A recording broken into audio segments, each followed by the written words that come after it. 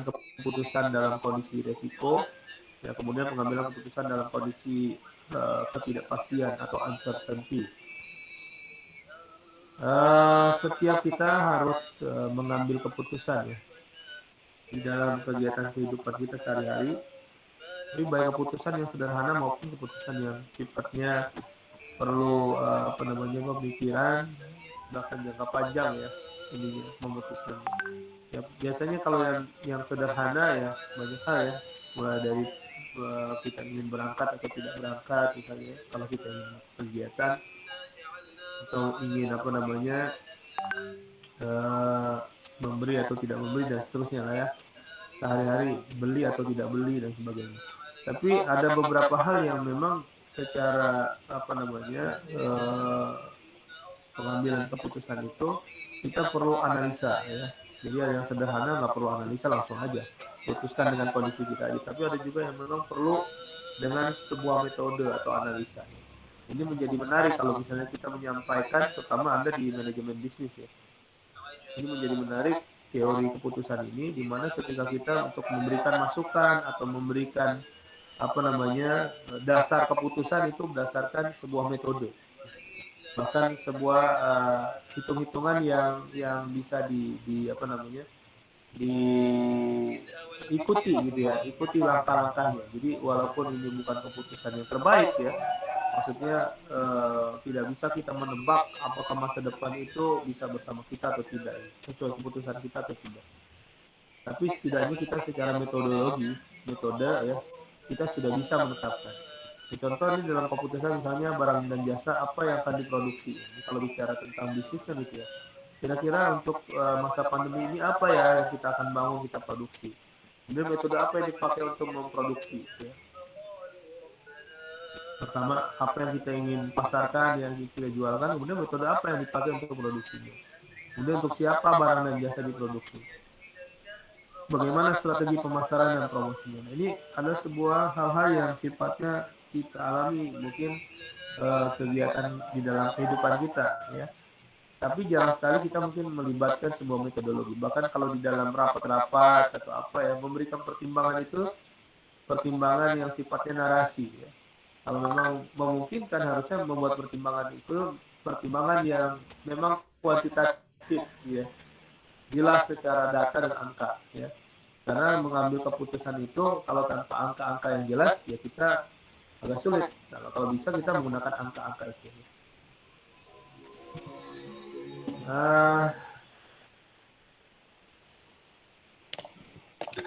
Statistika mengembangkan teori pengambilan keputusan. Ya, ini awalnya kemarin kita pelajari ya bias ya, Thomas Bayes ya, di tahun 1950-an.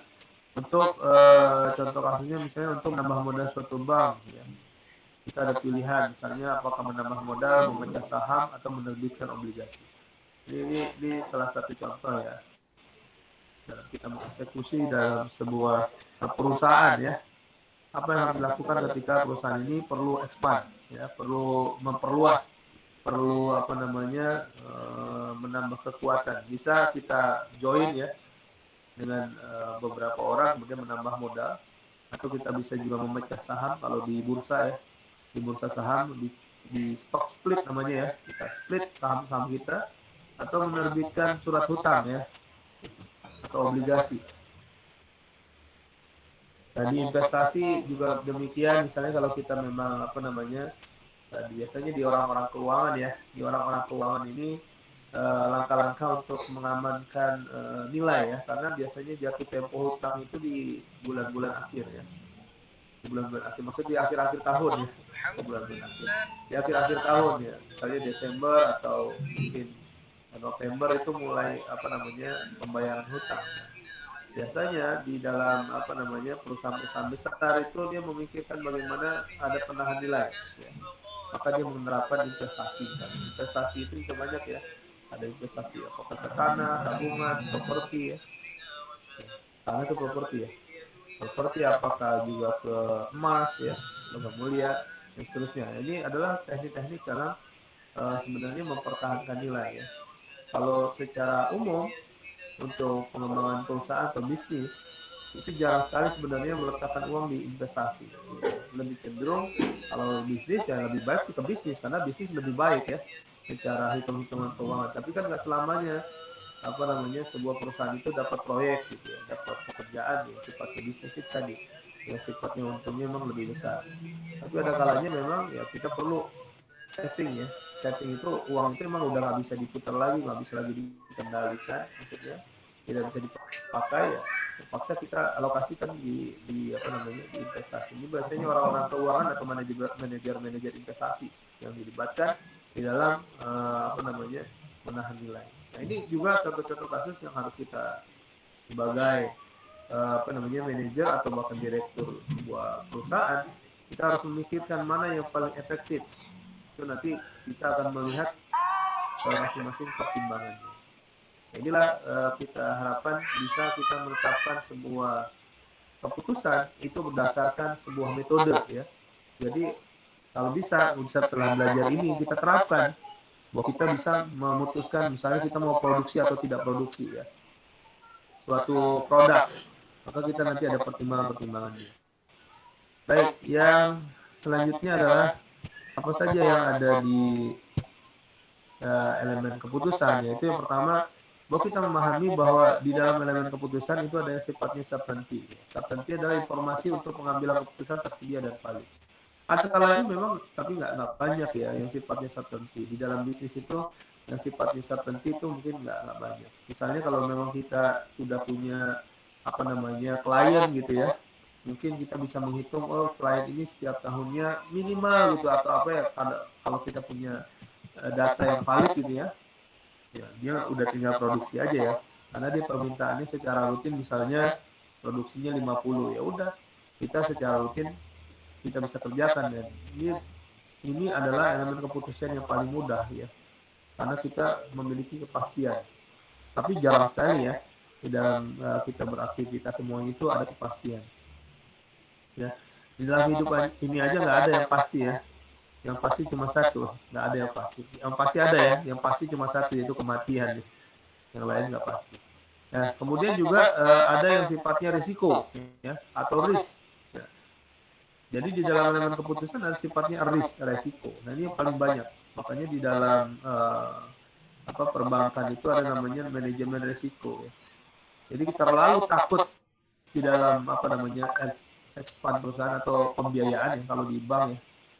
Kalau misalnya masuk ke dalam perbankan terlalu takut melakukan apa namanya pembiayaan karena takut macet dan sebagainya itu berakibat kepada ya bank itu nggak berkembang maka perlu ada namanya manajemen risiko yang mengatur itu ya jadi begitu juga di dalam pengambilan keputusan ya, dia pengambilan keputusan itu nggak semuanya bagus gitu ya tapi namanya peluang ya itu ada bagus ada enggak ya, kalau di dalam pemahaman dunia bisnis ya dunia usaha harusnya memang jangan berpikir orang yang beriman misalnya kita beriman begitu ya misalnya kita beriman gitu ya tapi kok bisnis kita hancur misalnya atau kok bisnis kita jatuh jadi jangan dipahami kalau misalnya nanti Anda berbisnis terus kita merasa orang yang beriman begitu tapi kita bisnisnya apa namanya tiba-tiba turun jadi orang yang beriman itu tidak apa namanya tidak memahami sepicik itu ya tentang bisnis jadi bisnis itu kadang naik kadang turun sama kayak iman jadi ketika dia naik, ketika dia turun itu bagian dari yang biasa gitu. Kalau turun itulah bagian dia belajar, bagian dari dia berjihad. Kalau di dalam Islam itu begitu ya. Jadi bisnis itu bagian dari jihad, mewakafkan dirinya untuk beraktivitas kebaikan. Jadi bisnis itu jadi kebaikan. Kalau di dalam bahasa yang lain dinyatakan bahwa kita melakukan usaha, bisnis dan sebagainya bukan dalam rangka mencari duit, tapi dalam rangka ibadah kepada Allah. Jadi dalam rangka ibadah kepada Allah butuh dana nggak? Butuh ya salah satunya terjadi kerugian ya. Tapi bagi orang yang beriman itu ketika dia rugi dia nggak takut biasa aja gitu. Kayak masa pandemi ini setiap orang mengalami kerugian ya tapi dia memahami kerugian itu bagian dari ya dia bagian dari berjihadnya dia dan bagian dari beramal sedekahnya dia kan ada beberapa perusahaan yang mampu menahan gitu ya karyawannya tetap walaupun dengan apa namanya tidak ada pemasukan ya walaupun dengan tidak ada pemasukan dia tetap membayar gaji karyawannya ini adalah sebuah bagian yang memang dia harus komitmenkan karena ini bagian dari jihad ya. Kalau kita sebagai nanti pebisnis solusi Islam ini harus ditanamkan ini bagian dari jihad bahwa kita memang beraktivitas bisnis ini dalam rangka yaitu melayani umat, bahkan juga memberikan kontribusi yang banyak. Ya, di dalam resiko itu tadi informasi untuk mengambil keputusan tidak sempurna. Ya, kayak sekarang nih, kalau sekarang lebih mengarah ketidakpastian ya. Jadi ada yang resiko, ada yang ketidakpastian ya. Jadi kalau yang resiko mungkin di dalam apa namanya kondisi yang memang sudah ada ya, kita tahu datanya ya, tapi datanya tidak sempurna, sehingga kita menetapkan sesuatu itu ada resikonya ya. Di dalam manajemen resiko ya, informasi untuk mengambil keputusan tidak sempurna itu memiliki probabilitas suatu kejadian, jadi kita harus tetapkan probabilitas suatu kejadiannya ya.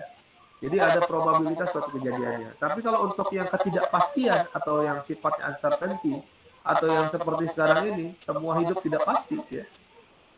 Bahkan kita nggak pasti besok kuliah offline atau online gitu. Ini adalah suatu keputusan dengan kondisi informasi yang luar biasa, bahkan tidak ada ya. Informasinya nggak ada gitu ya. Dan probabilitas suatu kejadian juga nggak ada. Ya misalnya, ini kira-kira kalau kita buka usaha sekarang, ya, jalan atau tidak jalan ya. Atau mungkin ada yang beli apa ada nggak ada yang beli, itu bahkan blank ya. Nah, ketika ketidakpastian itu nanti ada juga caranya dalam kita mengambil keputusan. Ya, dari ada beberapa metode yang bisa kita pakai atau orang-orang yang menggunakan sebelumnya dalam memutuskan. Ya. Kemudian ada yang sifatnya konflik, ya keputusan di mana terdapat lebih dari satu atau dua kepentingan. Ya. Lebih dari dua kepentingan. Jadi intinya ketika kita ingin memutuskan banyak pertimbangan ya, atau pertimbangan ini berdasarkan kepentingan. Ya, misalnya kalau kita sebagai direksi ada yang sejajar dengan kita memiliki kepentingan yang lain. Ya. Kepentingan ini bisa banyak ya, apalagi kalau kepentingannya itu berhubungan dengan eksternal ya. Kalau dengan internal biasanya bisa kita kalahkan ya. Tapi kalau dengan eksternal ini yang sulit. Ya, mau nggak mau nanti Anda sebagai misalnya pemimpin perusahaan atau sebagai pebisnis itu melihat konflik ini biasa ya. Bahkan yang perlu kita pikirkan adalah ketika konflik dengan eksternal, karena eksternal itu tidak terkendali. Ya. Kemudian dalam elemen keputusan juga ada pilihan atau alternatif ya. Di dalam kita mengambil keputusan ada elemen alternatif yang terjadi bagi setiap keputusan. Ya. Ini yang kita sebut dengan penetapan alternatifnya. Ya. Jadi alternatif itu harus kita buat dan memang ada di dalam pilihan itu, dalam elemen keputusan itu pilihan-pilihan. Ya. Kemudian ada state of nature ya, yaitu peristiwa atau kejadian yang tidak dapat dihindari. Di mana di dalam mengambil keputusan ada sesuatu yang tidak bisa kita hindari seperti pandemi sekarang. Kita sudah menetapkan sesuatu di sebelum pandemi ya. Tiba-tiba ada pandemi ya, ini di luar kendali, nggak bisa kita kendalikan ya. Jadi dalam mengambil keputusan kita nggak bisa kendalikan. Nah, ketika kita tidak mampu mengendalikan ini, ya, state of nature ya, itu peristiwa atau kejadian ini nggak bisa kita buat metodologinya ya. Metodologi untuk ini, tapi kita bisa hanya membuatkan alternatifnya. Jadi kalau misal dia terjadi hal yang berat seperti sekarang krisis gitu ya, maka kira-kira bagaimana ya? Nanti pola keputusan di dalam pengambilan keputusan ada tipe-tipe pemimpin ya. Ada pemimpin yang sifatnya pesimis, ada yang pemimpin sifatnya optimis. Nah ini tinggal dilihat dari sisinya. Ada hasil atau payoff dari setiap keputusan. Jadi ada yang sifatnya ya sama nih ya kayak sebelumnya probably ya, yang sifatnya outcome ya, outcome. Jadi kita mengambil keputusan kita akan tetapkan outcome. Outcome-nya itu kira-kira apa aja ya. Kalau ada 3 kemungkinan ya, maka kita akan buatkan hasil atau payoff-nya itu 3 kemungkinan. Ya, nanti di situ ada pendekatannya. Kalau yang beresiko kita bisa tetapkan probabilinya, peluangnya. Tapi kalau yang uncertainty yang tidak pasti kita nggak bisa nulisin peluangnya. Jadi kita bisa menggunakan sebuah metode. Walaupun nanti ada juga yang ketidakpastian, kita harus tetapkan sisi optimis dan pesimis. Kemudian elemen keputusan ini ada peristiwa, tindakan, kemudian dengan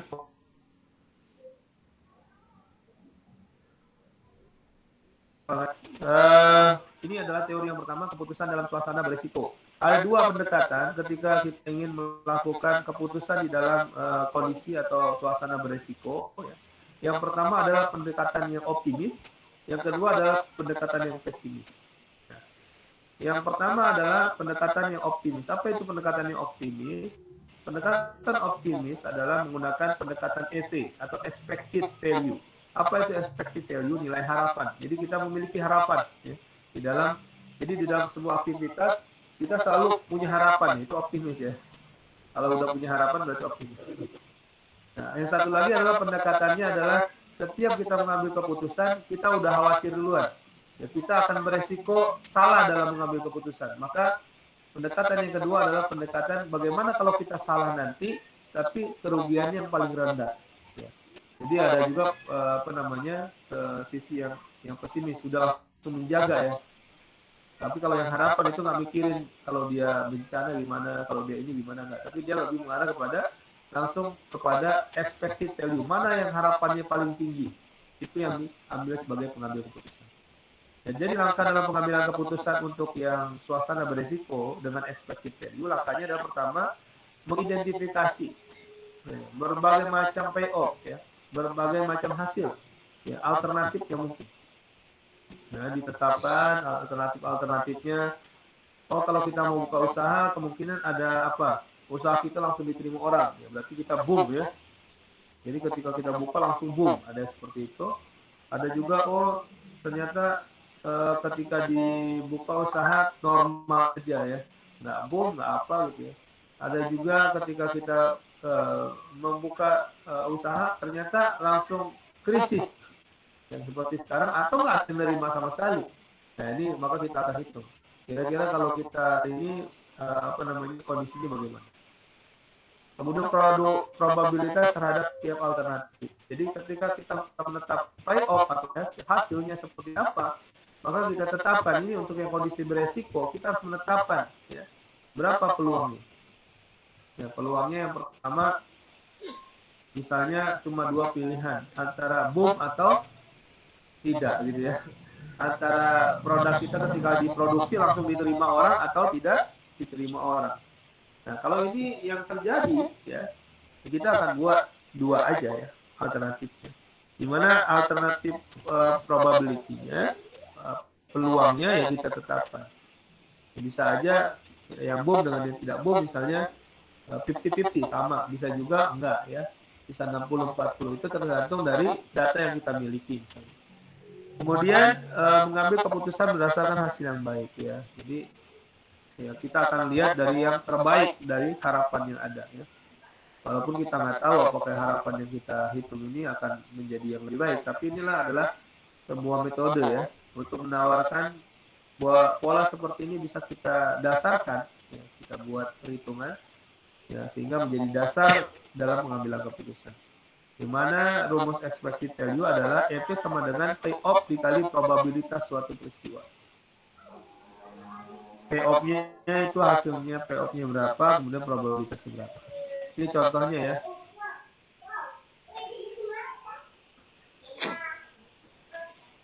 Maaf sebentar ya.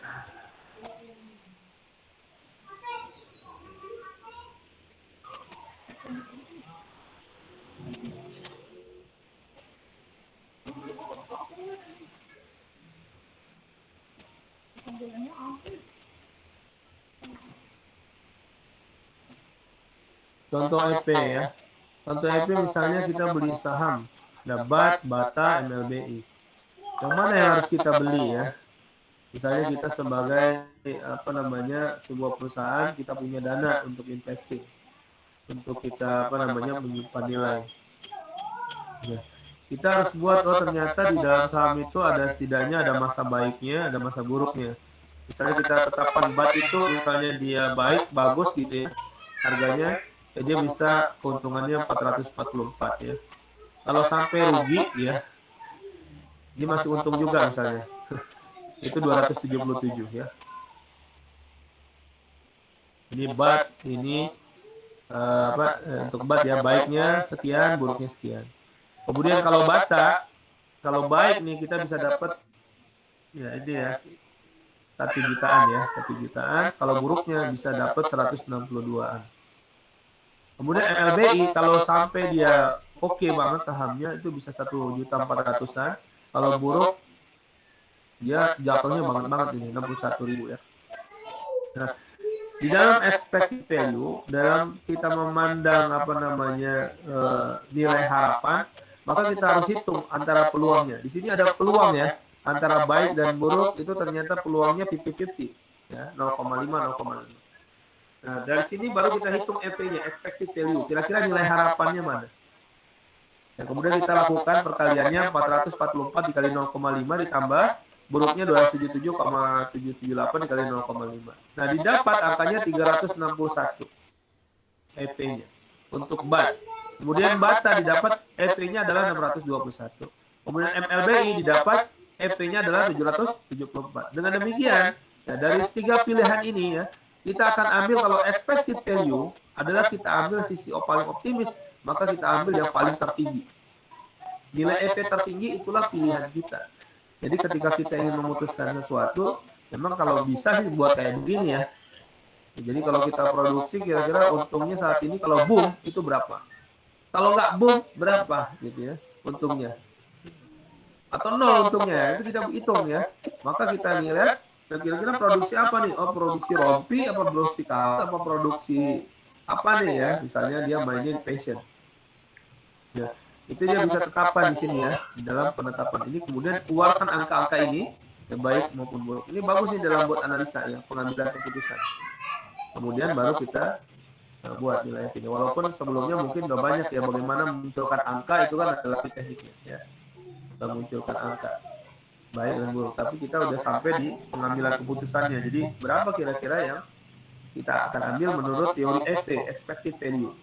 Keren juga nih kalau misalnya kita mengambil apa namanya sebuah keputusan menggunakan dasar ya setidaknya ada metodologi yang mendasarinya ya. Ketika kita diminta pendapat, kita langsung bisa tampilkan hitung-hitungan seperti ini. Nah, ini menjadi apa ya di apa namanya di pandangan setiap orang menjadi lebih kuat didasarkan kepada data ya, didasarkan kepada data ketimbang kita berpendapat berdasarkan asumsi ya. Berdasarkan asumsi. Nah, ini kalau bisa memang juga apa namanya berdasarkan data. Ya, melihat dari data yang ada, maka expected value adalah diambil expected yang paling tinggi ya, nilai harapan yang tertinggi, yaitu MLBI. Maka MLBI inilah yang disarankan untuk dibeli ya, untuk dibeli sebagai simpanan saham. Sampai di sini ada pertanyaan untuk EV, paham apa gimana? Bisa dipahami? LB masih belum.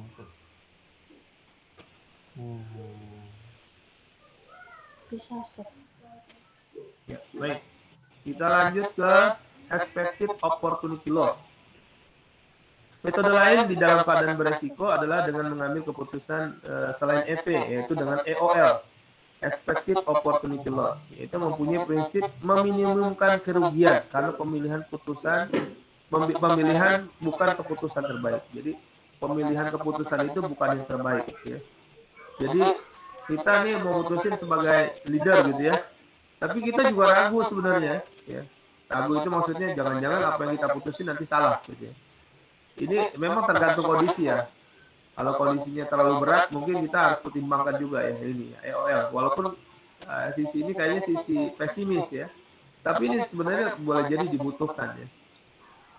Dimana hasil yang terbaik dari setiap kejadian diberikan nilai 0 ya. Jadi kalau yang terbaik kita kasih nilai 0, sedangkan untuk hasil yang lain adalah selisihnya ya, selisih dari yang terbaik tadi antara nilai terbaik dengan nilai hasil pada peristiwa tersebut. Nah, setelah didapat opportunity loss mau baik maupun buruk, jadi nanti setelah ada kondisi tadi yang baik buruk kita tetapkan, kita lakukan cari opportunity loss-nya, kemungkinan ruginya gitu ya, baik dari kemungkinan baik maupun kemungkinan buruk. Nah, setelah itu didapat, baru dikalikan dengan apa namanya payoff ya, apa dengan peluangnya, seperti menghitung EP ya.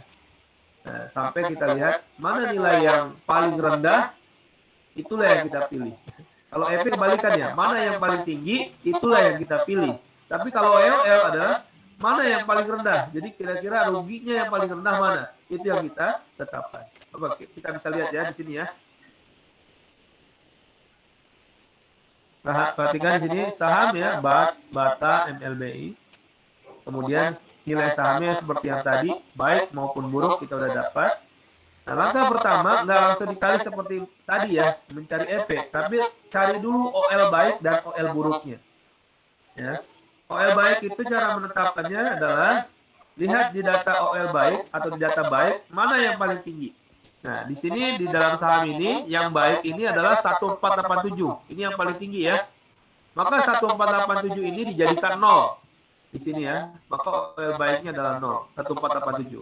Kemudian 1487 diambil ya untuk yang Bata, cari selisihnya antara 1081 dengan 1487. Didapat selisihnya adalah 406. Kemudian kalau yang BAT didapat selisihnya adalah 1043. Ya. Nah, ini 1043 ini 406. Ini adalah OL baik. Kemudian OL buruknya juga sama. Mana yang tertinggi jadikan 0. Ya, di sini OL buruk kita lihat yang tertingginya adalah 277, maka kita jadikan 0 dia.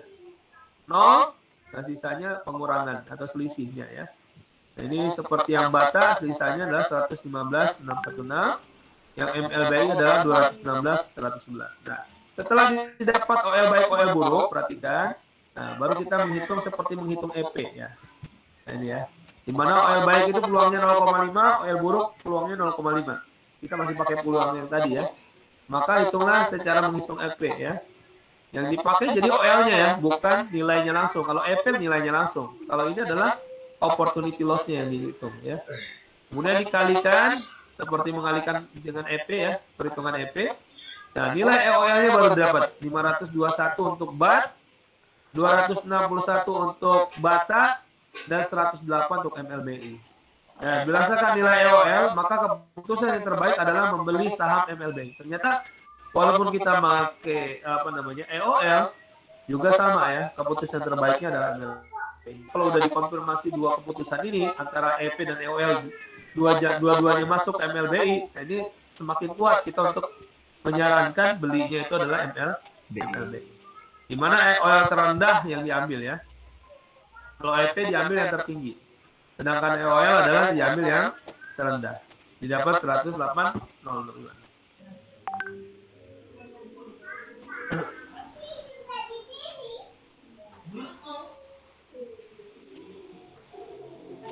Ya. Sampai di sini ada pertanyaan tentang EOL?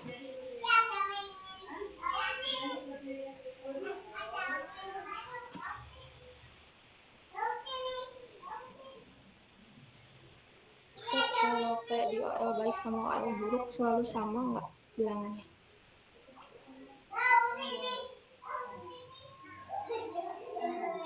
Gimana? Kalau P di OL baik sama OL buruk selalu sama nggak bilangannya? OP enggak mesti sama. Ini kan kita tetapkan. Jadi enggak selalu sama bikin 50-50 ya, enggak. Ini contoh aja biar gampangin sama. Tapi di dalam soal nanti bisa jadi enggak sama.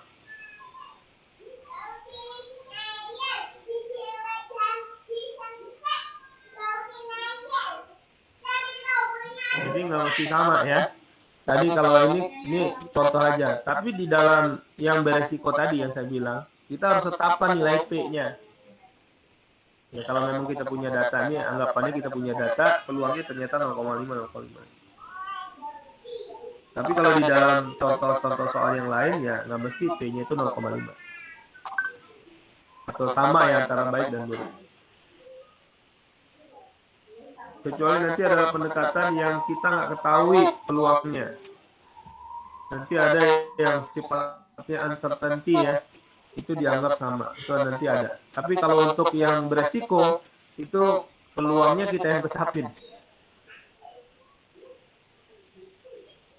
Oke? Ya, Ustaz. Ya, baik, kita lanjut ya. Yang terakhir ini adalah pengambilan keputusan dalam kondisi ketidakpastian atau uncertainty. Perhatikan di sini, keputusan dalam ketidakpastian ya, kita tidak memiliki probabilitas suatu peristiwanya ya, tidak ada probabilitas suatu peristiwa.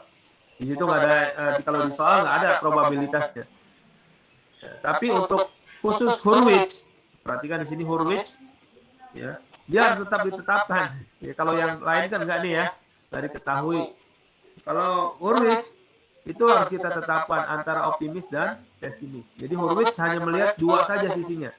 Mau pilihan itu ada 10 gitu, mau pilihan itu ada 5, dia cuma hanya melihat optimis pesimis. Itu Hurwitz. Ya. Sedangkan lain itu disesuaikan. Baik, yang pertama adalah tertiara Laplace. Ya, Laplace ini adalah probabilitas semua kejadian dianggap sama. Jadi kalau ada tiga kemungkinan ya kita pakai, kalau kita mau pakai Laplace, kita belum tahu nih peluangnya, maka kita anggap sama. Ini namanya teori Laplace. Ya, Pak, kalau yang tadi yang beresiko itu sama semua Pak, itu berarti Laplace. Bukan ya, maksudnya kebetulan itu penetapannya sama, kebetulan ya. Tapi kalau kriteria Laplace memang nggak ada informasi tentang peluangnya. Jadi kita tetapkan dia, ya tadi dianggap sama ya. Mau dia 3 kemungkinan ya berarti sepertiga. Mau dia 2 kemungkinan berarti setengah. Mau dia 5 kemungkinan berarti 1/5, gitu ya. Nah, tapi kalau misalnya probabilitasnya nggak diketahui, ya, kita menggunakan ini ya, ketidakpastian. Kita bisa menganggap kalau pakai teori Laplace maka semua dianggap sama. Nah, ada juga kriteria Maximin. Memang kita nggak lihat lagi pakai peluangnya. Maximin adalah keputusan didasarkan pada kondisi pesimis atau mencari nilai maksimum pada kondisi pesimis. Jadi ketika kita buat tuh yang tadi ya, ini ada boom, ada krisis. Kalau dia boom bagaimana, krisis bagaimana. Dia cuma ngelihatnya ketika dia boom itu nggak dilihat kalau pakai Maximin. Yang dilihat hanya ketika krisis. Di krisis mana yang paling tinggi gitu ya nilainya, kira-kira di krisis mana yang untungnya paling tinggi, itu kita ambil. Itu menurut kriteria Maximin. Dia nggak punya probability-nya, nggak punya nilai peluangnya, tapi dia langsung putuskan ambil aja dari nilai yang ketika dia krisis. Nah, ini juga pengambilan keputusan ya. Itu tinggal nanti bagaimana karakter pemimpin ya, pebisnis dalam menetapkan ya. Itu tetap memakai data, kemudian dia cuma lihat sisinya, boomnya nggak dilihat sisinya krisis. Dari krisis itu mana yang paling tinggi, itu yang diambil. Nah, ini kalau sisinya pesimis. Tapi kalau maksimal, dia nggak lihat krisisnya, tapi dia cuma kondisi boomnya aja. Kalau kita buat produk, kira-kira terjadi boom gitu ya, terjadi produk itu diterima, mana yang diterima paling tinggi, untungnya paling tinggi yang mana? Nah, udah langsung diambil sebagai nilai yang ditetapkan, diambil langsung sebagai yang diputuskan ya. Misalnya kayak tadi saham, ya ada beberapa ya, ntar kita lihat contohnya deh. Nah, ini kriteria Maximax adalah dia melihat dari sisi boomnya saja kalau Maximax. Kalau Maximin dilihat dari sisi krisisnya saja. Nah, ada lagi kriteria Hurwitz. Hurwitz dari 3 kondisi misalnya, Hurwitz cuma membagi menjadi 2. Nah, dia nggak lihat yang kondisi di tengah. Jadi tengah itu harus bergabung ya, optimis atau pesimis. Jadi Hurwitz itu menetapkan optimis dan pesimis. Di mana optimis itu adalah A, maka pesimis adalah 1 min A. Perhatikan ya di sini ya, karena setiap peluang totalnya sama dengan 1. Setiap peluang totalnya sama dengan 1. Maka menurut Hurwitz penetapannya adalah penetapan berdasarkan tadi ya. Penetapan berdasarkan optimis dan pesimis. Kalau optimisnya ditetapkan A, maka pesimisnya adalah 1 min A. Ya. Kemudian kriteria minimax regret, inilah satu-satunya teori ya di dalam ketidakpastian yang menggunakan pendekatan OL ya, opportunity loss. Jadi minimax regret, ya, di mana keputusan didasarkan pada nilai regret minimum ya. Jadi yang sifatnya pandangannya terhadap nilai yang kecil, yang rendah, itu adalah pendekatan OL, opportunity loss. Nilai regret diperoleh dari nilai OL pada setiap kondisi dan dipilih yang maksimum. Nah, ini contoh yang pertama ya, Laplace.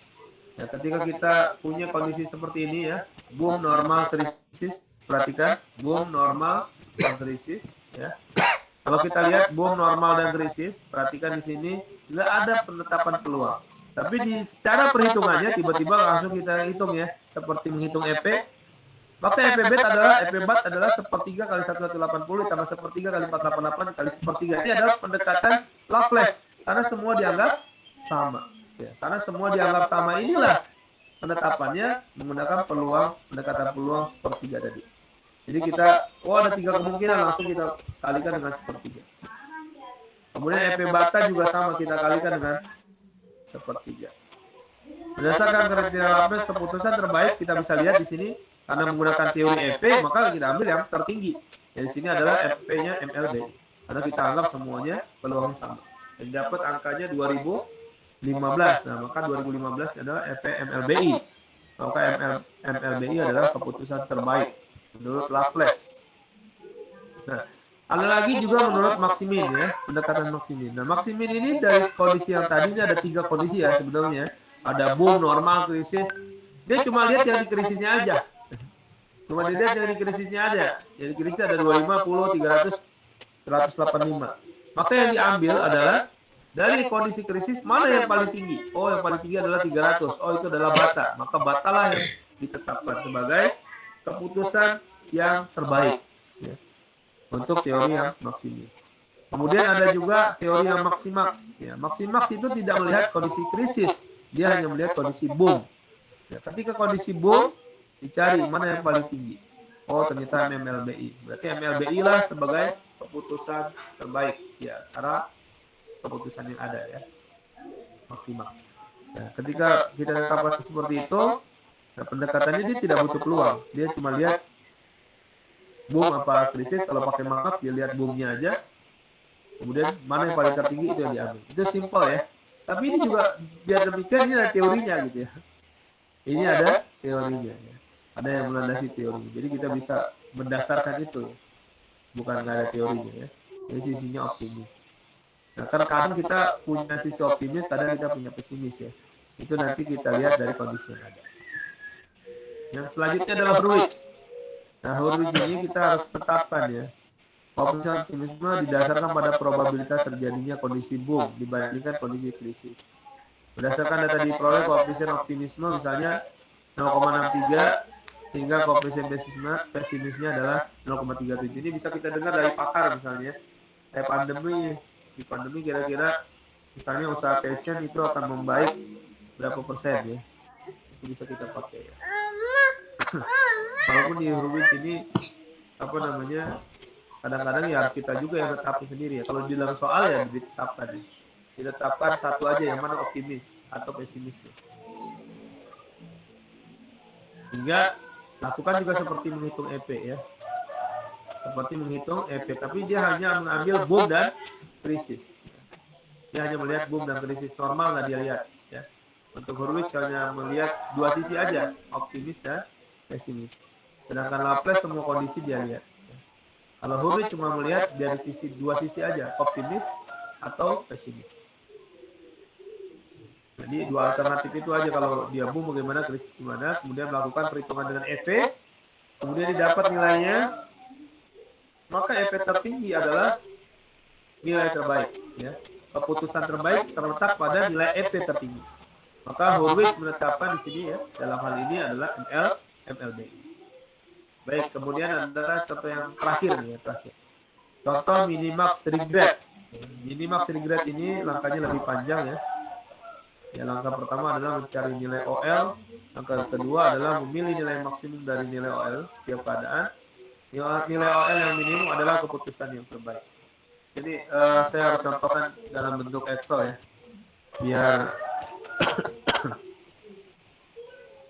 biar bisa nih contoh keputusan.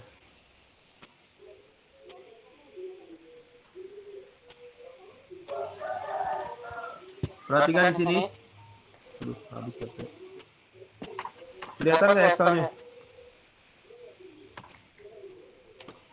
Kelihatan, Ustaz. Kelihatan, Ustaz. Nah,